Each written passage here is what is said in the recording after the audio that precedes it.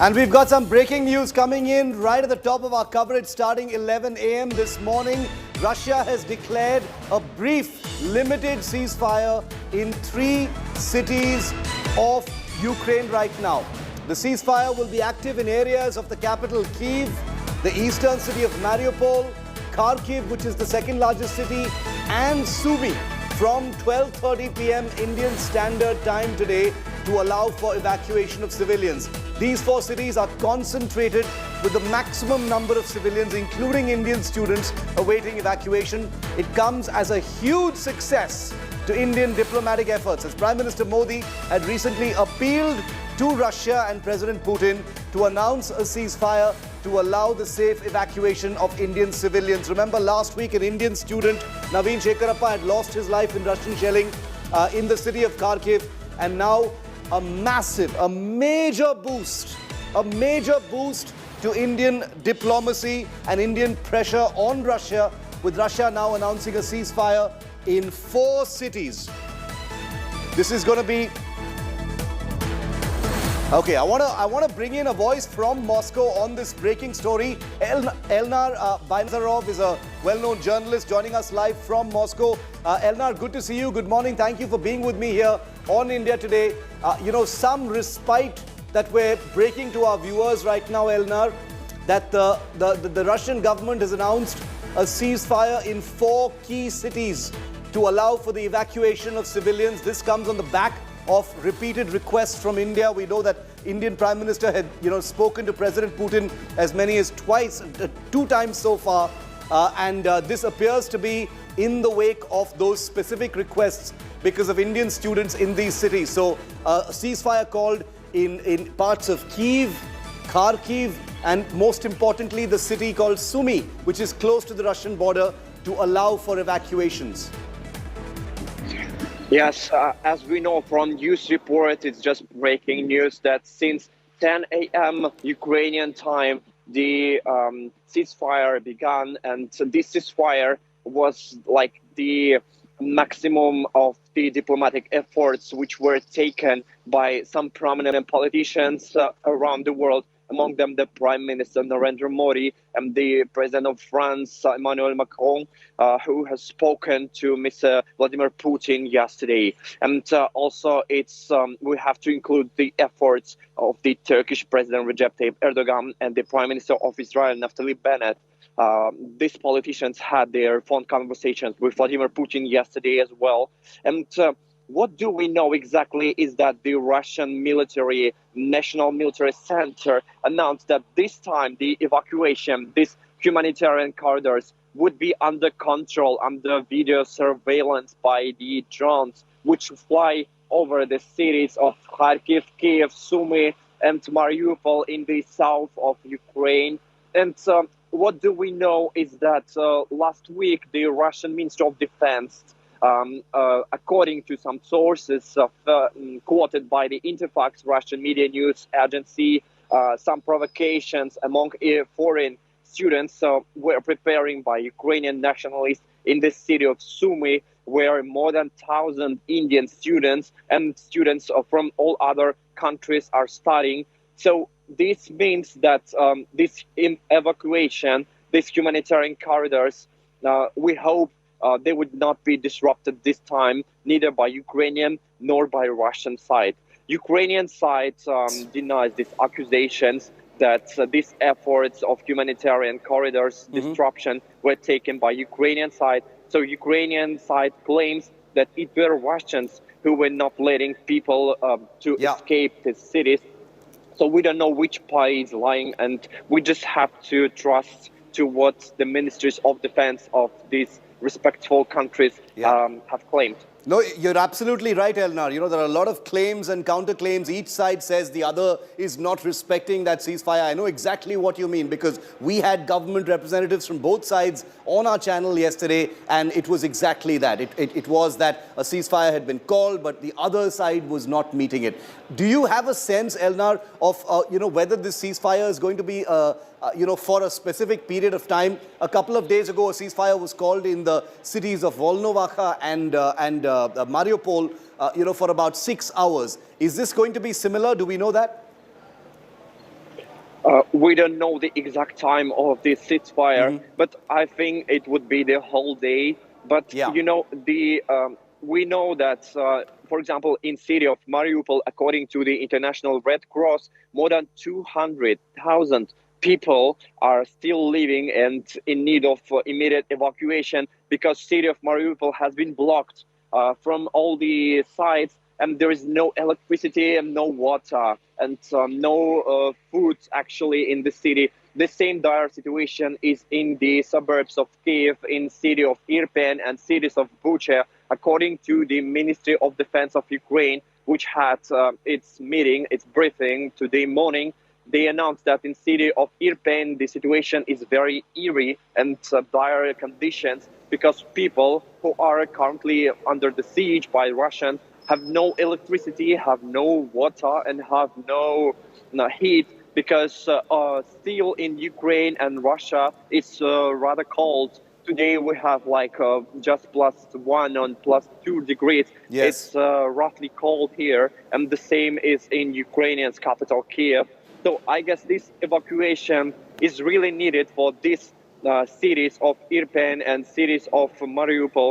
And Yes. also we know from reports from the journalists on the ground that dire conditions are in Kharkiv, which is the closest to the Russian border. It's Yes. just 40 kilometers from there to Russia.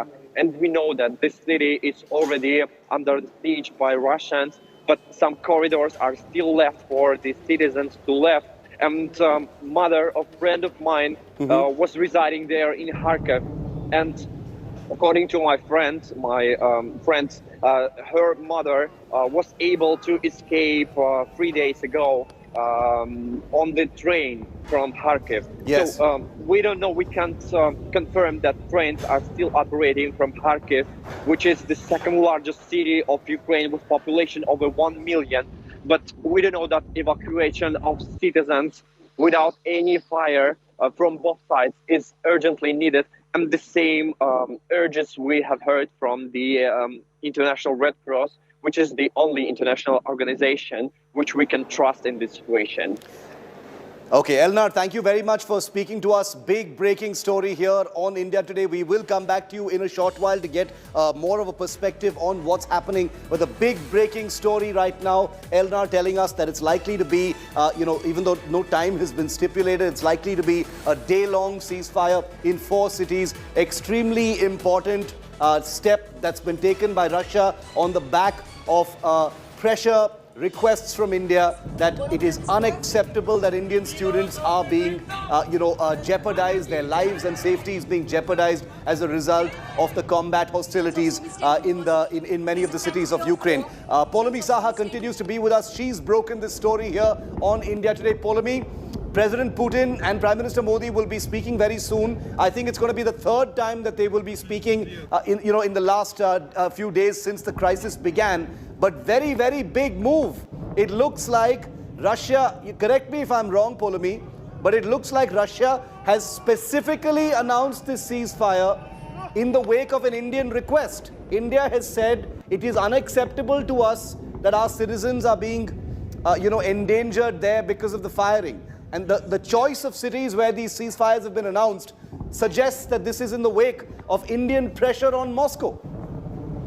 Shiv, we have been, of course, speaking to both parties involved in this, Ukraine and Russia, and have been consistently telling them that this is absolutely unacceptable, that, foreign nationals and civilians, innocent civilians, are being, in fact, put in harm's way in the way that Russia continues to invade Ukraine and the fighting continues and intensifies in certain regions. Yeah. We do know, and we've been consistently reporting, that there are at least 700 Indian nationals who are stuck in Sumy, most of them at the Sumy State University. In fact, we at India Today are in possession of a docket which names 682 students who are at Sumy State University at their hostels. And we've been constantly, in fact, speaking with the Ukrainian and the Russian authorities in order to give safe passage to these civilians, to these innocent students. I mean, they're just about 50 to 60 kilometers away from Russia. Earlier, there were reports which in fact suggested there were buses waiting at the Russian border border, 50 to 60 kilometers from where Sumy is. But we categorically stated it's not about the buses waiting there. We can have our buses reach certain locations, but for that you have to cease fire. You have to stop the violence, and that's when we can evacuate our students from these particular areas. And Sumy being the most critical because maximum concentration of Indian nationals is Sumy as we speak. So this is huge. This decision which is coming right now and this announcement which is coming right now from Russia, we hope that both Russia and Ukraine will in fact maintain the promise that they've made. Russia will in fact allow for that ceasefire to happen through the rest of the day. We don't know for how many hours. Of course, it was being suggested earlier that it's probably day long, but we'll find out so that we can, of course, evacuate our citizens immediately. We've asked to be on standby. We told them, in fact, we consistently reported since yesterday that we told them we had indications that this was possibly coming, Shiv, because we told them, fill out your forms, be on standby. Instructions could come any minute to you. And that is what we're hearing right now. Russia is going to cease fire. At least that's what they're saying in Kyiv, in Mariupol, in Kharkiv, and in Sumy, Shiv. Okay, huge development here. Prime Minister Modi and the Indian Embassy, the Indian Foreign Office has consistently made this request to Russia that in the wake, especially of the death of an Indian student, it is totally unacceptable to India, the Indian people and the Indian government, that the lives of hundreds of Indian students who continue to be in Ukraine is endangered any further. And on day 12, it looks like Moscow has decided to listen to that request, because this is, after all, a relationship it doesn't want to mess with. It's a relationship that is very valuable to it. Virtually all of India's, strategic and military hardware comes from Russia. There's an old relationship with that country, and it has to account for something, especially when it comes to human lives. And it appears that on the back of all of those requests now, the Moscow government, the Moscow Federation, has decided to institute a ceasefire all of today. Polami, thank you very much for getting us that update. We'll have a word in from Geeta Mohan and Gaurav Sawant from the ground in Ukraine in just a minute to get us a ground reaction on this big development. It's the biggest development on day 12. I just want to remind our viewers that even as this ceasefire has been announced in those 4 cities in Ukraine for today, starting at about 12:30 p.m. Little over an hour from now is when that ceasefire will come into effect. Even then, the actual bombing, airstrikes by Russia in Ukraine are continuing in other places. The combat hostilities are not stopping in their entirety. As you can see in the pictures on your screen from the last 12 to 24 hours, the bombing continues. The ceasefire is a surgical ceasefire, if I may put it that way. A small ceasefire to ensure that civilians trapped in certain urban pockets of Kyiv, also the city of Sumy, where lots of Indian students are, Mariupol, which is completely cut off from the rest of Ukraine at this point of time, and Kharkiv, which is the most bombed city. I happened to speak to the governor of Kharkiv yesterday as well. We'll play that out for you in just a moment. But big step forward, limited ceasefire in 4 cities to allow civilians to escape. Indian hand being seen in Russia's decision to call this ceasefire. We're going to get our reporters from the ground in Ukraine right here on India Today in just the next 30 seconds. Geeta Mohan, Gaurav Sawant, Shweta Singh, Pawan Kumar, Mohsin Khan, as well as Rajesh Pawar, all of them, 6 reporters on the ground. They will be reporting the implications of this ceasefire. Many of our reporters are in Kyiv city itself, where the ceasefire will be coming into effect. Over the last many days, remember, their reporting has been consistently punctuated with air raid sirens, cruise missile attacks on the outskirts, the bombing of 2 suburbs of Kyiv, including Irpin, as well as Hostomel. So the actual aggression, the actual military offensive has not slowed down even a little bit. This should be seen only as a limited ceasefire with the intention to pull as many civilians out as possible. Also, please do remember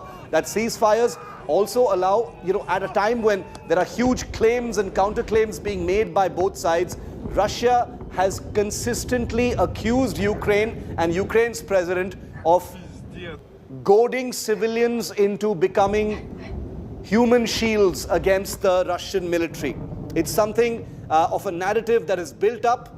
You've seen pictures in there, plenty of Ukrainian citizens picking up arms. Russia has basically said that these are human shields and these people are trying to play victim. These are people who are trying to, who have no choice. They've been threatened into picking up weapons and becoming human shields for the Ukrainian military and the Ukrainian president. So, important developments on day 12 of the operations in Ukraine, with President Putin calling a ceasefire in Kyiv, Sumy, Mariupol and Kharkiv. 4 major cities, 4 urban centers. Sumy and Kharkiv very close to the Russian border, both cities which have Indian students in them. Sumy is a place where one of the last concentrations of Indian students is understood to be, almost 700 in number. The Indian embassy yesterday had basically said that students there should be ready to leave at very, very short notice. And just about 24 hours later, you have this announcement from Russia calling a ceasefire. So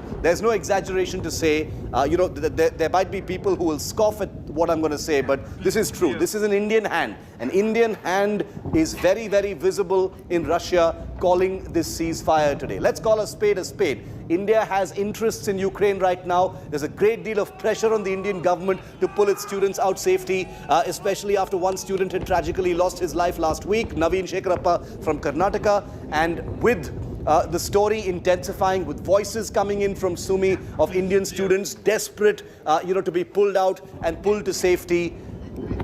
You can do the math. The Indian embassy told them to be on standby, and today Russia has called a ceasefire in Sumy and 3 other cities.